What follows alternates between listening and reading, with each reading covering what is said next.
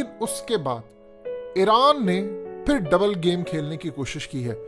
अब ईरान की पार्लियामेंट के मेंबर हैं, ये आपकी स्क्रीन पर चल रहे हैं। इन्होंने इस मीटिंग के बाद डायरेक्टली इल्जाम लगाया है आईएसआई के चीफ जनरल फैज हमीद पर। ये कोई छोटा इल्जाम नहीं है।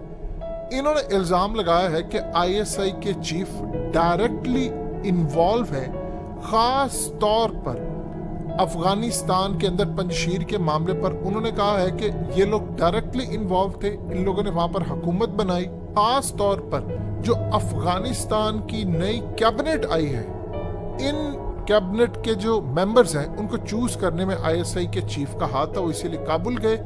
और उन्होंने साथ ईरान को कहा है कि ईरान किसी सूरत पाकिस्तान को वो रोल प्ले ना करने दे जो पहले अमेरिका ने रोल प्ले किया था हुकूमतें बनाने और बिगाड़ने में। अब आप जरा अंदाजा कर ले ईरान की डबल गेम। इस बयान के बाद अब ईरान के फॉरेन मिनिस्टर जा रहे हैं इंडिया।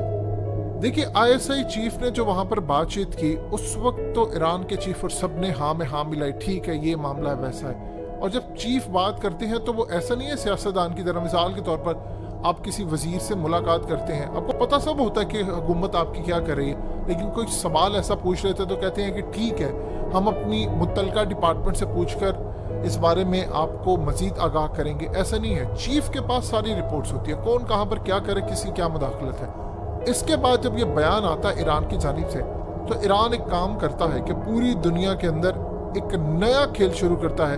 वो जी मिसाल के तौर पर अब ईरान के साबिक सदर अहमदीनेजाद ने कोई बयान दिया, वो भी एस्टैब्लिशमेंट के एक हिस्से का करिंदा है, ये भी याद रखिएगा। हुकूमत के खिलाफ होना और अंदर पूरी बड़ी एस्टैब्लिशमेंट के एक हिस्से के साथ होना, वो एक अलग बात होती। अब उन्होंने बयान दिया और उसके साथ आप देखें अब इस मेंबर ऑफ पार्लियामेंट ने दिया। ईरान के अंदर कोई भी हुकूमत की मर्जी के बगैर मेंबर पार्लियामेंट बयान नहीं दे सकता। साथ ही हुकूमत के अंदर ये बात आती है जी ये ऑफिशियल वर्जन नहीं है, ये तो पार्लियामेंट के मेंबर की राय है। इंटेलिजेंस इदारों के अंदर ये बात अच्छी नहीं समझी जाती। और आज आईएसआई के चीफ पर डायरेक्टली इल्जाम नाम लेकर ईरान के मेंबर ऑफ पार्लियामेंट ने लगाया, जिसको पाकिस्तान में शदीद गुस्से से देखा गया है। और अब वक्त है कि पाकिस्तान शट अप कॉल दे ईरान को, क्योंकि ईरान इस वक्त खेल रहा है बहुत बड़ी डबल गेम। असल में हुआ यूं है, ईरान एक तरफ इंटेलिजेंस चीफ की मीटिंग के अंदर जी हम आपके साथ हैं, मामला तय जी मिल के करना चाहिए, और दूसरी तरफ बैक साइड पर डबल गेम और इंडिया के साथ मिलकर दो ऐसे ममालिक हैं जो इस वक्त रो रहे हैं पंजशीर की फतह से, ईरान और इंडिया। देखिए, दोनों की वहां पर इन्वेस्टमेंट थी, दोनों के वहां पर मलेशिया थे लड़ने वाले, दोनों की वहां पर इन्वेस्टमेंट डूबी है और दोनों ही खुश नहीं है। अब इंडिया वही इल्जाम लगा रहा है जो ईरान लगा रहा है। अब पाकिस्तान इसका मामला बड़े एक्सट्रीम लेवल पर ईरान से उठाएगा। और एक चीज आप ज़हन में रखिएगा, कलभूषण की अभी हमारे पास 7-8 वीडियोस मौजूद हैं। अगर पाकिस्तान चाहे तो कलभूषण की कोई ऐसी एक वीडियो रिलीज कर सकता है जिसके बाद ईरान मुंह दिखाने के काबिल नहीं रहेगा किसी को। ये चीज ज़हन में रखिएगा। हुआ यूं है कि ईरान को गुस्सा क्यों चढ़ा। देखिए, ऑलरेडी आपको तमाम पंजशीर का मामला सब चीजें बता दी, लेकिन असल में ईरान ने कहा था कि खास तौर पर इनके यानी जो एक तो वो चाहते नहीं थे कि हक्कानी जो ग्रुप है वो तालिबान की हुकूमत में अपनी डोमिनेंसी ले। यानी अब जो हुकूमत आई है उसके अंदर जो हक्कानीज है, अब आप देख सकते हैं आज मुलाकात हुई है कतर के साथ उनकी, यानी कतर के ऑफिशियल्स आए थे। ये अमारात इस्लामी के वजीर आजम है और ये साथ अनस हक्कानी बैठे, यानी हक्कानीज और ये जितनी हुकूमत के मेंबर्स बने हैं। ईरान इससे खुश नहीं। ईरान चाहता नहीं था कि हक्कानीज आए, क्योंकि हक्कानीज ने ईरान का पंजशीर का बेड़ा गर्क कर दिया, इनके प्रॉक्सीज की धज्जियां उड़ा दी और माजी में उन्होंने ईरान के खिलाफ एक लड़ाई लड़ी है। अब वो चाह रहे थे कि गवर्नमेंट के अंदर ताजिक आए, वो ताजिक जो ईरान के असल में एजेंट है उनको भी शामिल किया जाए। अब्दुल्ला आए, हामिद करज़ई के तो बहुत ज़्यादा चाहते थे, और इसी तरह वो पंजशीर से चाह रहे थे कि अहमद शाह मसूद को भी आप शामिल करें, और अगर अहमद शाह मसूद आता है तो फिर तो ईरान की हुकूमत भी बनी, यानी ईरान का अच्छा खासा असर और रसूख होगा।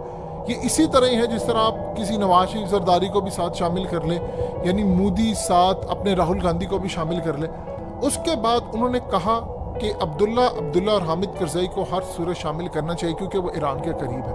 अब वो जब शामिल नहीं हुए तो उनको ये लगता है कि आईएसआई के चीफ की वजह से शामिल नहीं हुए, आईएसआई ने पूरा इसमें रोल प्ले किया है।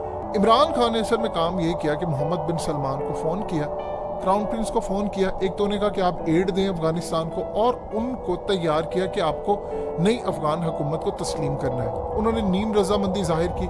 सऊदी अरब को जल्दी नहीं है, यूएई को जल्दी नहीं है, लेकिन वो फॉलो करेंगे चाइना को और पाकिस्तान को, क्योंकि अमेरिका ने भी तस्लीम करना है। ईरान को इस चीज़ का गुस्सा है कि उन लोगों को जो कि ईरान के फेवरेट नहीं है हुकूमत में ले आए, पाकिस्तान ऊपर से उनकी लॉबिंग कर रहा है और हमारे लोग शामिल नहीं है, लिहाजा उनको एक चीज़ खटक रही है। अब वो इंडिया के साथ मिलकर जो प्लान बना रहे हैं, इस पर पाकिस्तान के इंटेलिजेंस इदारे शदीद नाराज़ है। उन्होंने इस पूरे खेल के अंदर एक तो ईरान से मामला था कि आप देखिए कि कल भी चीफ की मीटिंग हो रही है, एक हो तो एक हफ्ता हो, 2 हफ्ते हो, कल मीटिंग है तो आज एक आप मेंबर ऑफ पार्लियामेंट से बयान दिलवाते और साथ ये भी आ जाएगा कि जी वो ईरान का ऑफिशियल वर्जन नहीं है, ये तो किसी पार्लियामेंट का काम है। आप बताइए, पाकिस्तान की पार्लियामेंट से अगर पीटीआई की हुकूमत है तो क्या नून लीग का कोई भी मेंबर उठकर ईरान के चीफ को कह सकता है कि ये दहशतगर्दी में मुलविस है? आप देखिए ईरान इस वक्त कहाँ का, यमन से लेकर इराक से लेकर यानी शाम से लेकर दुनिया के किसी कोने में भी आप देख लें, ईरान ने अपने फाइटर्स भेजे हुए हैं। क्या दुनिया उनसे जब पूछती है तो ये आगे से कोई बात करते हैं? किसी ने कुछ इनके बारे में इस तरह की बात पाकिस्तान से नहीं कही। हमें पता है मामला क्या है, लेकिन खामोशी इख्तियार किए रखे। ईरान असल में डायरेक्टली फाइट नहीं कर सकता, वो जब भी लड़ाई करेगा प्रॉक्सी पीछे रहकर अंदर के लोग भेजकर, डायरेक्टली जब भी वो करेगा उसकी इतनी पावर नहीं है। लेकिन जब आप डायरेक्टली आईएसआई के चीफ पर इल्ज़ाम लगाएंगे और उसके बाद फिर इंटेलिजेंस इदारों को अगर लगा कि कलभूषण की वीडियो जारी कर देनी चाहिए, तो उसमें बहुत सारे मामलात उसने ऑलरेडी बताए हुए हैं जिसको हम स्किप कर गए हैं। बहुत सारी चीज़ें पाकिस्तान ने रोक ली थी, उज़ैर बलोच के हवाले से, कलभूषण के हवाले से, क्योंकि चाइना बीच में इन्वॉल्व हुआ। उसने कहा कि नहीं, अब हम ईरान के साथ ताल्लुकात आपके बेहतर करवाएंगे। ये मामला पाकिस्तान उछाल सकता है। दूसरी सूरत हाल ये है कि इस वक्त चाइना के साथ पाकिस्तान ने राब्ता किया है। चाइना ने ऑलरेडी ईरान को कहा है कि आप इस मामले में पीछे हटें, यानी ये जो चीज़ें हैं बयानबाजी ये ना करें। खित्ता अब नई जंग का मुतहम्मिल नहीं हो सकता। इसके बाद अब इंटेलिजेंस इदारे डायरेक्टली चाइना के साथ राब्ते में कि आप ईरान को कंट्रोल करें, क्योंकि इसका हमसे ज़्यादा नुकसान हो रहा है चाइना को।